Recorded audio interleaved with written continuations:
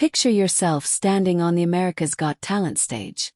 The crowd has erupted to its feet, but your gaze is locked on one person, Simon Cowell.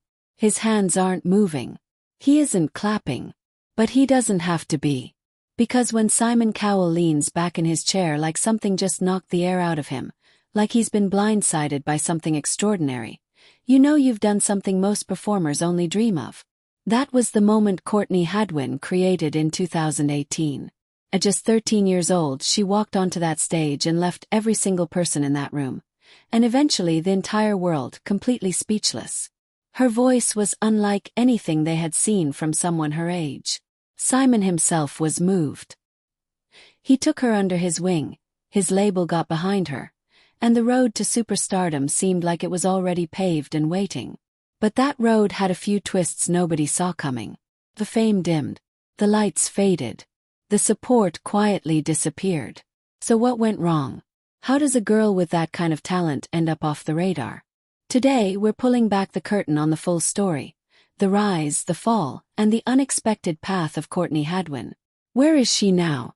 Stay with us because this story is far more fascinating than you might expect. Simon Cowell has a reputation that precedes him wherever he goes.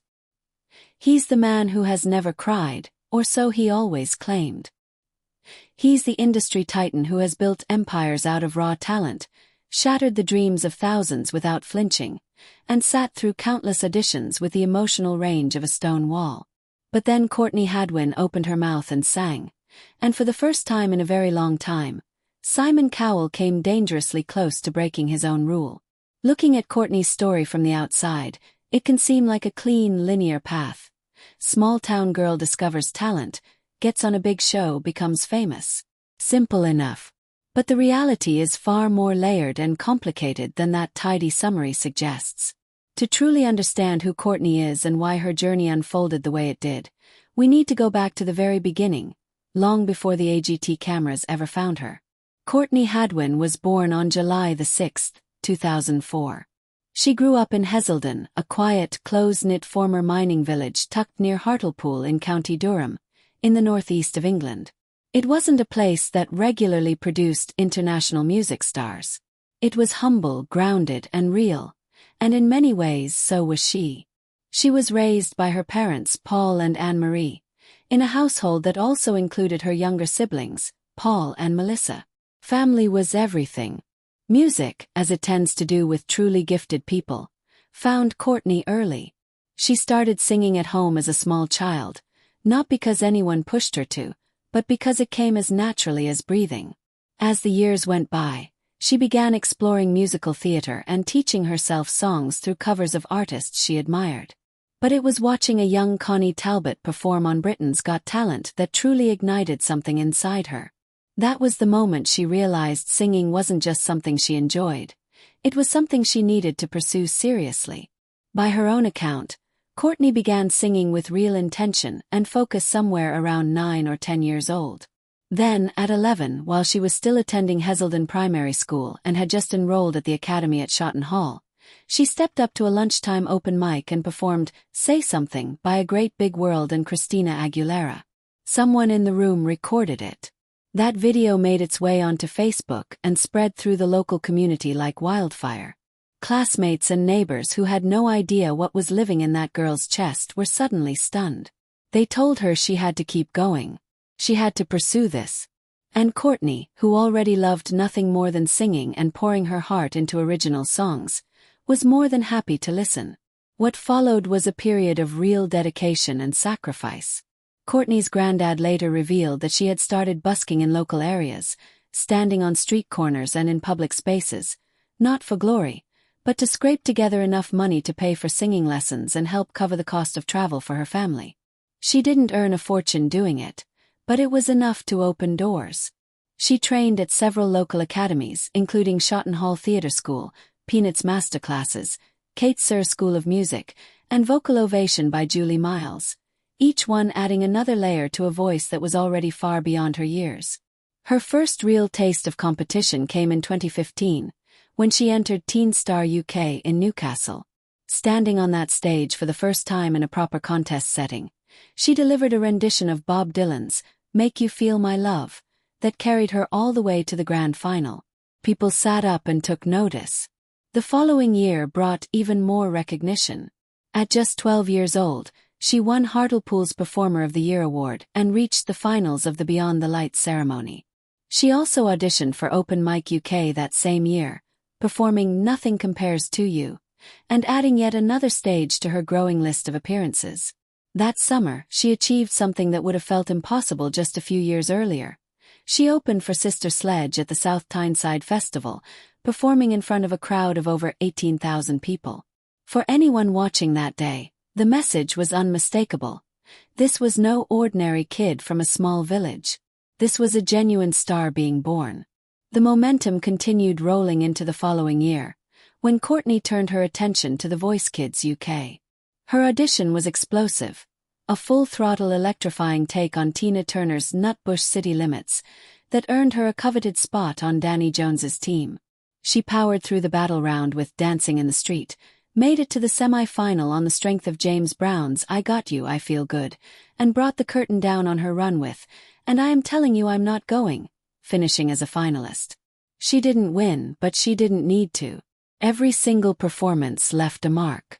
Behind every one of those performances was an extraordinary level of discipline. Courtney was not a casual, naturally gifted performer who coasted on talent alone. She worked. She practiced vocal exercises every single day. She kept up her lessons even as competitions and gigs filled her schedule. Those years spent on small stages across the northeast of England, in community halls, at open mics, in regional competitions. All of it was shaping not just her voice but her backbone.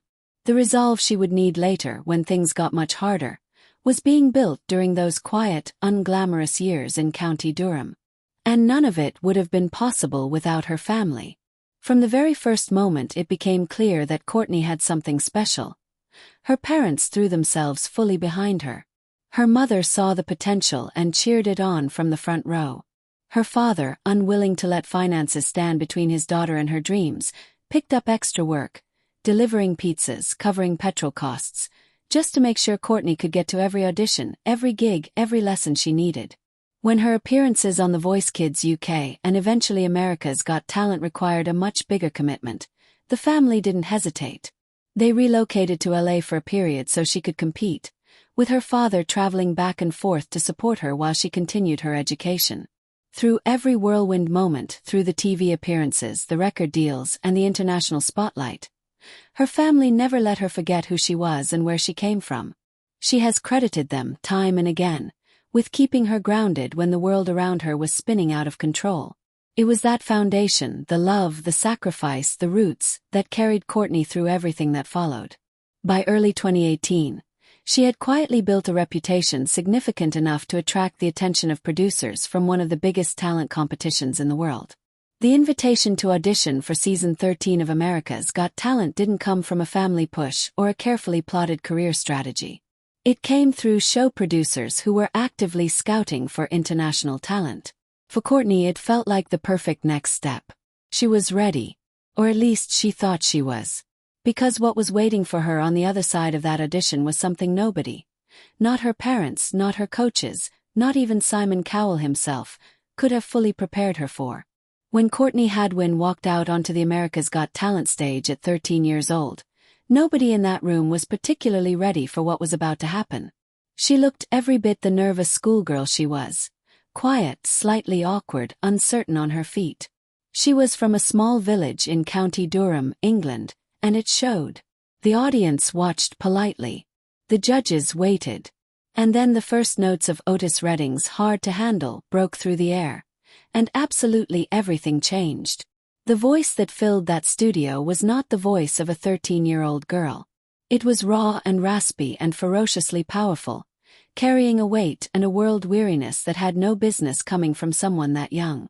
The moment she opened her mouth, the nervous little schoolgirl vanished completely. In her place stood something else entirely. Wild, untamable energy, gritty and explosive vocals, and a stage presence that had the entire audience on their feet before they even knew what had hit them. Nobody in that room had seen anything quite like it. The judges were stunned into silence. And then Simon Cowell, The man who has watched thousands of performers without so much as raising an eyebrow, cracked. His poker face, the one he wears like armor, gave way, and the words that fell out of his mouth became some of the most quoted in AGT history. "You were this shy little thing when you came out, you sing and you're like a lion." Howie Mandel, equally overwhelmed, didn't waste a second.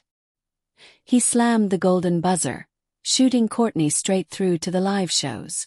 And as the golden confetti rained down around her, he told anyone who would listen that her voice belonged to an entirely different era, that she reminded him of none other than Janis Joplin, one of the most legendary voices rock and blues music has ever produced.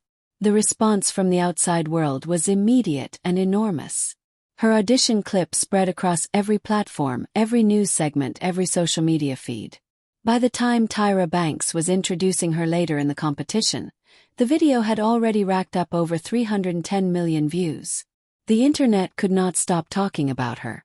By the time the quarterfinals came around, audiences across the globe were throwing around words like generational talent and phenomenon with complete sincerity.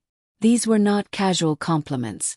People genuinely believed they were watching something that only comes along once in a lifetime. She moved through the competition like a force of nature. Quarterfinals, semifinals, each performance more charged and powerful than the last, each one blurring the line a little further between teenage girl and grizzled, soulful veteran. By the finals, she had fans in countries she had never visited. But the trophy itself didn't come home with her. She placed 6th, a result that left many fans genuinely baffled. Even so, the competition had done exactly what it needed to do. It had introduced Courtney Hadwin to the world, and the world wasn't about to forget her. She returned the following year for AGT, the champions in 2019, but by then, the chapter of her story had already turned. Because in the background, something far bigger had been set in motion. Simon Cowell, who hadn't hit the golden buzzer but had been watching every moment with keen eyes, had made a decision. Shortly after the 2018 live shows wrapped up, he signed Courtney to Psycho Music, his label, in a deal made in partnership with Arista. Just like that, a 13-year-old girl from a former mining village in the northeast of England had a major record deal. The music industry machine had its sights set on her. And while it all sounded like the most perfect fairy tale imaginable, the reality of what came next was something else entirely. It was the middle of 2018. The confetti from the AGT finale had barely settled, and the world was already clamoring for more of Courtney Hadwin. She had stepped off that stage as a contestant. She was stepping back into the world as something far bigger. A name, a brand, a commodity. The industry didn't just want her to be talented. It wanted her to be a star, on their terms and on their timeline. Fame moved fast. Her audition clip continued to circulate on talk shows, news programs, and social feeds across every continent. The headlines wrote themselves. The next Janis Joplin. The British soul sensation. The 13-year-old who sang like a living legend. Overnight, she had gone from a rising regional performer to a household name in America, and a phenomenon people back home in the UK were scrambling to claim as their own. Then December arrived, and with it came the deal. At just 14 years old, Courtney signed a long-term recording and publishing contract with Psycho Music and Arista Records. Speaking about it publicly, she described the feeling as incredible. She was excited about the prospect of writing original songs, staying true to the music she genuinely loved, and finally having the platform to share her real voice with the world. She called it a dream come true. It was supposed to be the beginning of everything. But 14-year-old Courtney couldn't yet see what was hiding inside that dream. The weight of it all hadn't become visible yet. She was still a teenager, still figuring out who she was, still learning how to hold herself together on stage. And suddenly she was being handed the expectations of an adult professional in one of the most demanding and unforgiving industries in existence. The machine expected results. It expected polish. It expected output. And it expected all of it immediately. Behind the scenes, the pressure was relentless. Every week, she was required to perform at the highest level, to bring energy and electricity and close the show like the star they were already billing her as. Howie's encouragement helped. His belief in her was genuine, and his enthusiasm kept some of the nerves at bay. But the internal weight of it never fully lifted. Meanwhile, the record executives were doing what record executives do. They began packaging her. They studied her image, dissected her sound, and started building a version of Courtney that they believed the mainstream market was ready to consume. The Janis Joplin comparisons, which had once felt like the most natural and accurate description of what she did, quickly became a blueprint, a box they were trying to fit her into. And Courtney, who had spent her whole life finding her own voice, suddenly found herself being handed someone else's. At 14, she was sitting in studio sessions with professional songwriting teams, veteran producers, and industry managers who all had very clear ideas about what she should sound like and who she should be. The sound they were building, a polished, clean, radio-ready pop-soul crossover, clashed sharply with the raw, gritty, emotionally unfiltered vocal style that had made the world fall in love with her in the first place. She was still in the process of discovering who she was as an artist, and instead of being given the space to do that, she was being handed a finished identity and told to wear it. She later spoke openly about how suffocating that period felt. She described losing her sense of direction. She talked about how her early teenage years, the years that should have been formative and creatively free, were instead swallowed by studio schedules and transatlantic flights and meetings with people who had agendas she didn't fully understand. The travel alone was relentless, back and forth between the UK and the US, expected to be camera-ready and media-friendly at all hours, while also recording material she didn't always connect with emotionally. For a teenager who was still living at home and had barely had the chance to be a normal kid, the whole thing was overwhelming in a way that was difficult to even put into words. Publicly, the praise kept coming. Critics celebrated her energy and her presence. Producers called her a force of nature. She was written about in terms usually reserved for artists who had spent decades in the industry. But privately, the girl behind all that praise was quietly struggling. She sat through writing session after writing session, bending herself to fit themes and sounds and styles that didn't feel like her. She performed original material that she hadn't truly chosen. And somewhere inside all of that noise, she started to ask a question she couldn't seem to shake. Is this actually me? Or is this just what everyone else wants me to be? It was a heavy question for anyone to carry. For a 14-year-old girl, it was crushing. The world saw a star ascending. Courtney felt like she was disappearing. And that quiet, growing disconnect between the version of her the world was watching and the version of her that actually existed would turn out to be the thing that changed everything. Fame at its best is a beautiful thing. It can open doors that once seemed sealed shut forever, create opportunities that were previously unimaginable, and turn a lifetime of hard work into something the whole world gets to witness and celebrate. For Courtney Hadwin, all of that was true. The doors flew open. The world was watching. And the work had unquestionably been done. But there is a version of fame that arrives before a person is truly ready for it, and when it lands on someone who is still only a teenager, someone who is still in the middle of figuring out who they even are, it can do real and lasting damage. That was the version of fame that came for Courtney. To be clear, she didn't hate it. She wasn't miserable every single moment. She had worked hard for this, and part of her genuinely loved what was happening. But it was too much, and it came too soon. The gap between what the industry demanded of her and what a 14-year-old human being was actually capable of giving was enormous, and that gap had consequences. From the moment she officially joined the Psycho and Arista machine, her life was reorganized around the label's needs rather than her own. The spontaneous, creatively driven process she had once loved, writing songs in her own time, exploring sounds that excited her, performing because she genuinely felt something, was replaced by a structure that had no room for any of that.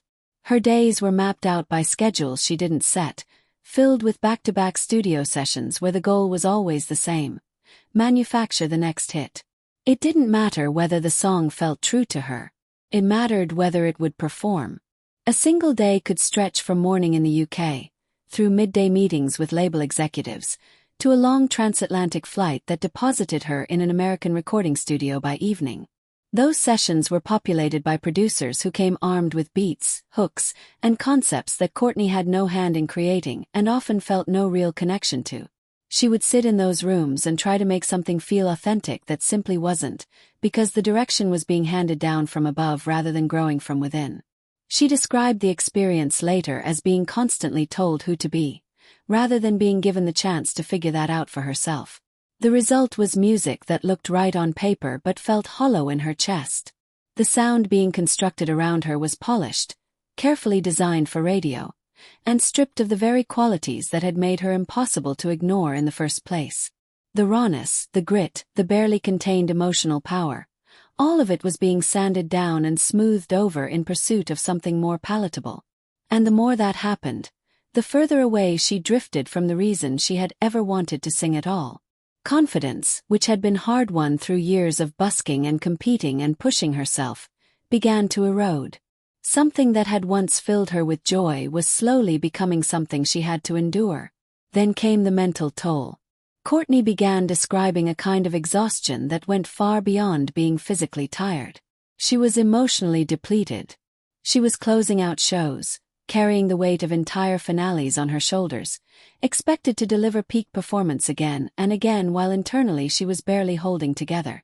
She admitted to feeling profoundly isolated, surrounded at all times by industry professionals and suits and schedules, but desperately missing the ordinary real life she had left behind. Missing home. Missing the feeling of being just a person rather than a product. And then gradually she pulled back. It wasn't dramatic.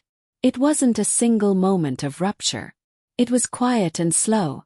A social media post left unpublished here, a public appearance skipped there. Her online presence thinned. Her name disappeared from press cycles.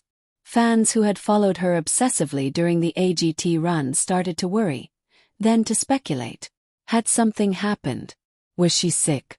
Had there been some kind of falling out? The absence of any official explanation only made the rumor mills spin faster and louder. The truth was quieter and more human than any of the theories. Courtney had simply reached a breaking point, and she had chosen herself over the machine. She stepped back to breathe, to think, to remember who she was underneath all the noise. And while she was gone from public view, she was already beginning to write her way back. Songs were forming, raw, honest, unfiltered ones. Lyrics that didn't pretend everything was fine. Words that told the truth about what it had felt like to be that girl on that stage inside that system. The retreat wasn't an ending. It was the beginning of something far more real. While Courtney quietly stepped back from the spotlight, the entertainment world around her kept moving. The industry doesn't pause for anyone. Simon Cowell was already on to the next season, already scanning the next wave of auditions for the next extraordinary voice. The connection between him and Courtney, the one that had seemed so charged and full of possibility in that moment when the golden buzzer went off and he called her a lion, faded into something much smaller. A business transaction completed. A chapter closed.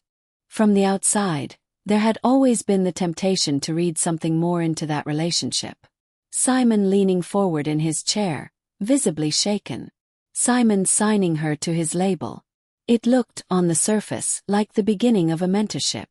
Like a powerful man in the music industry recognizing something rare and choosing to protect it. But the reality, as Courtney eventually came to understand, was considerably more straightforward. Simon Cowell was never her mentor. He was never her confidant. He was the executive who recognized her talent, the gatekeeper who facilitated the deal, and the public face who showed up at the announcement. After that, the relationship existed in the margins, and then it stopped existing at all. You couldn't hold that against him. His role was to identify talent. Managing the emotional and psychological fallout of what happened to that talent once it entered the machine. That was never part of his job description. Courtney herself was careful, publicly, never to direct bitterness toward him. She was young, but she wasn't naive. She had seen enough of the industry by then to understand how it worked, and she understood that Simon was one component in a much larger system, not the architect of everything that had gone wrong. Even so, the silence that settled between them felt significant. It said something about the nature of the music business, about what happens to young artists when the commercial excitement fades, about the gap between being discovered and being truly supported. She hadn't been nurtured. She had been managed. And when the management became too costly or too complicated, the interest moved on. In the years that followed, Courtney's digital footprint shrank. She stayed out of press cycles. She avoided the kind of public presence that kept names in rotation. From the outside, it looked like a disappearing act. But behind the scenes, she was doing the opposite of disappearing. She was building something new, on a much smaller and more intentional scale. She was forming real relationships with independent producers who operated differently from the major label machine. Kevin Bowe, a Grammy-winning producer with deep roots in the blues and soul traditions she had always loved most, became central to that new chapter. The work was slower. The stakes felt different. And for the first time in a long time it felt like hers. Simon, for his part, offered nothing publicly. No acknowledgement of the challenges she had faced. No reflection on whether the system had perhaps asked too much of a child who wasn't yet equipped to carry that weight. Just the next show. Just the next audition. Just the ongoing business of making stars and moving forward. Critics who followed Courtney's evolution praised what she was building in those quieter years. They called her voice rawer, more fearless, more honest than it had ever been. But none of that praise came from Simon Cowell's direction. His narrative simply didn't include her anymore.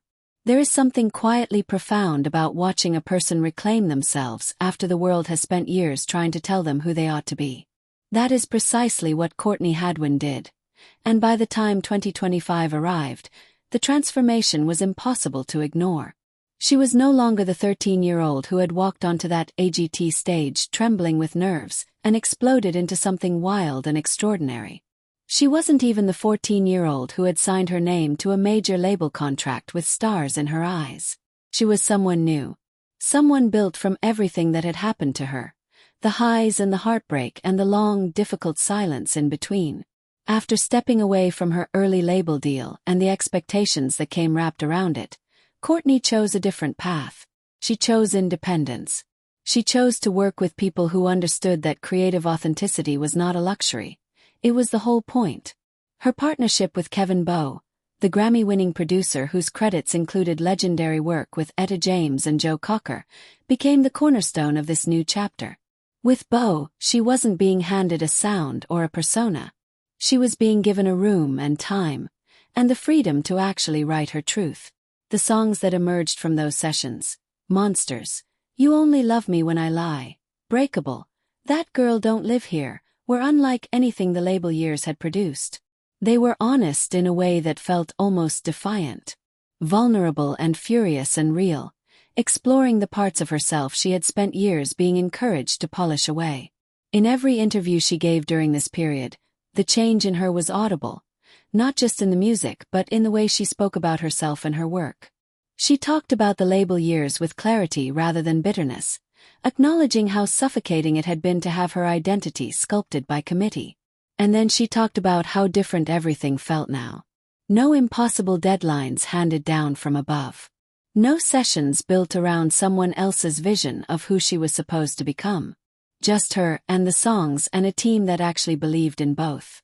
She described it as a rebirth, not dramatic or theatrical, but deeply, quietly true.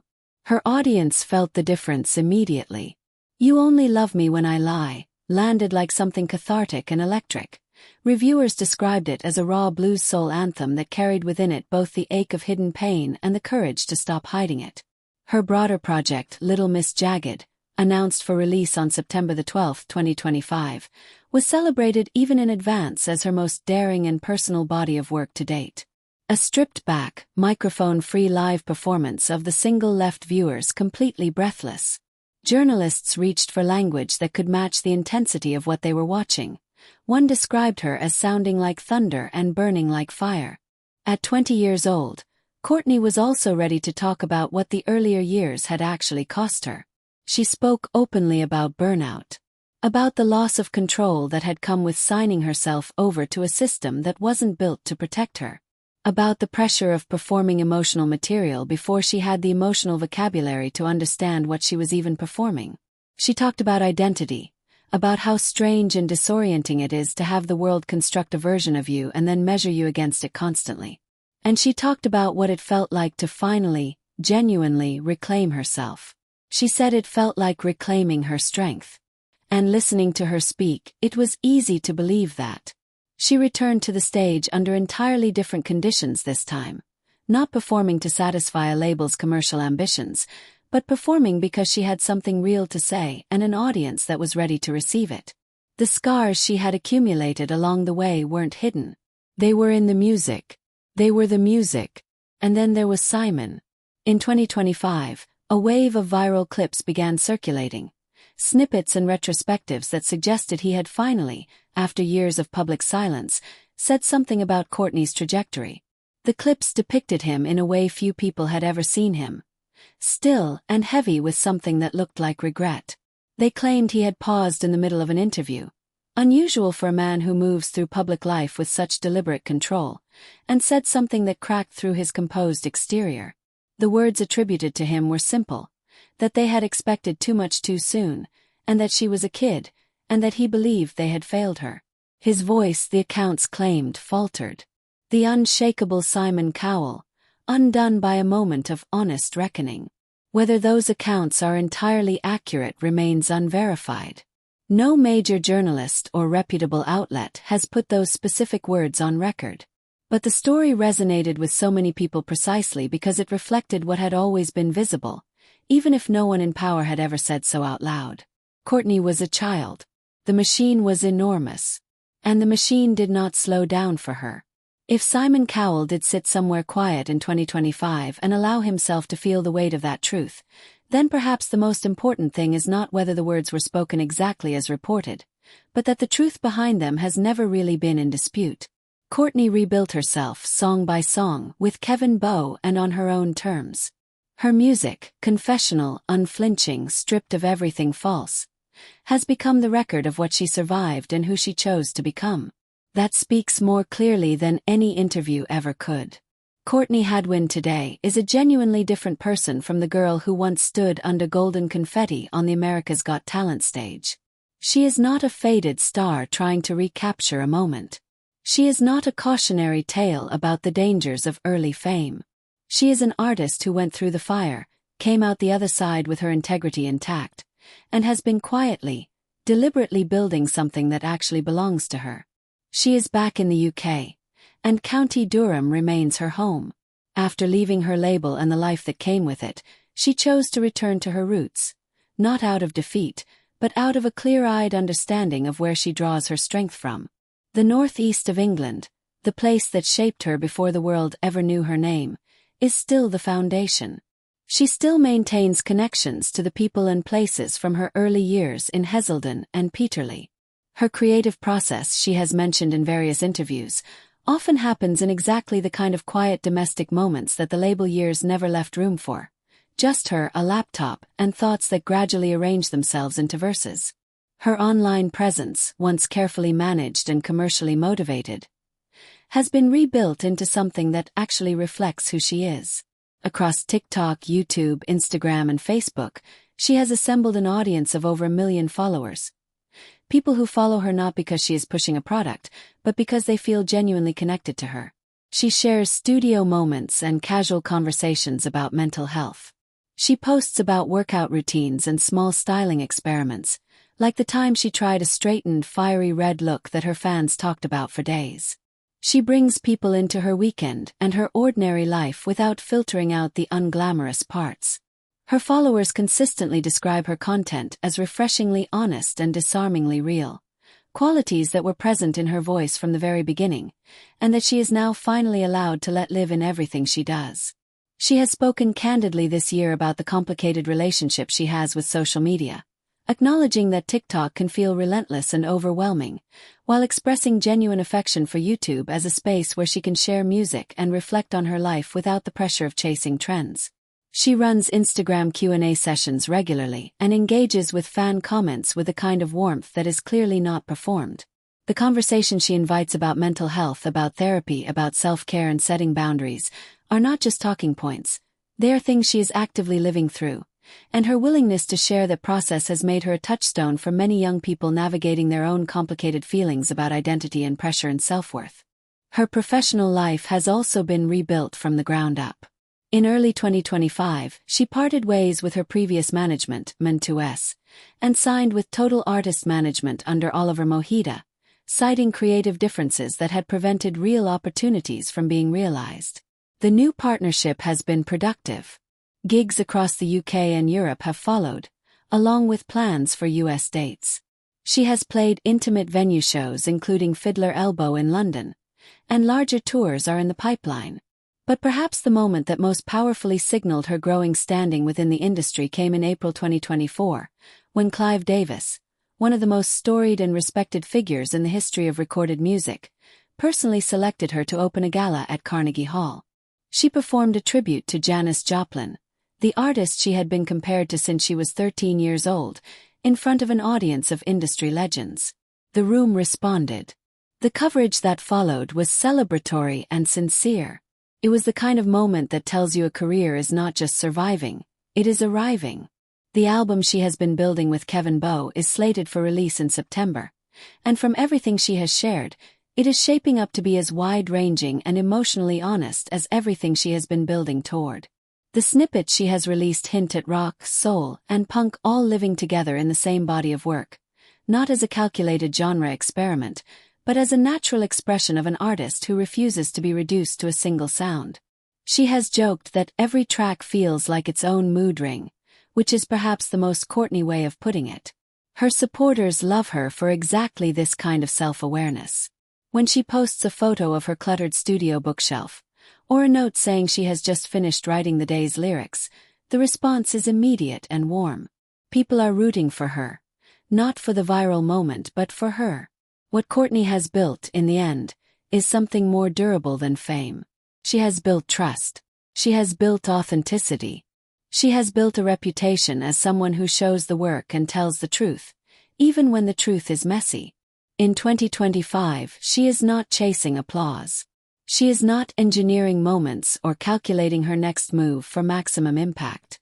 She is living simply, creating carefully, and sharing the process along the way, cracks and all. And in doing so, she is building not just a music career, but something rarer, a life that genuinely belongs to her. Courtney's story is, in many ways, a warning about what the entertainment industry still does to young people. It is not an environment built for children, no matter how extraordinary their gifts. The pressures are adult pressures. The expectations are adult expectations. And when they fall on someone who is still too young to drive, the results can be damaging in ways that take years to fully understand. But Courtney's story is also something else. It is proof that the damage doesn't have to be permanent. That a person can go through all of that, the exploitation disguised as opportunity, the identity erosion dressed up as development, the loneliness that hides behind schedule and glamour, and come out the other side still knowing who they are. Still singing. Still themselves. What do you think about Courtney Hadwin's journey? Drop your thoughts in the comments below. If you found this story worth your time, please leave a like and make sure you're subscribed so you never miss a new upload.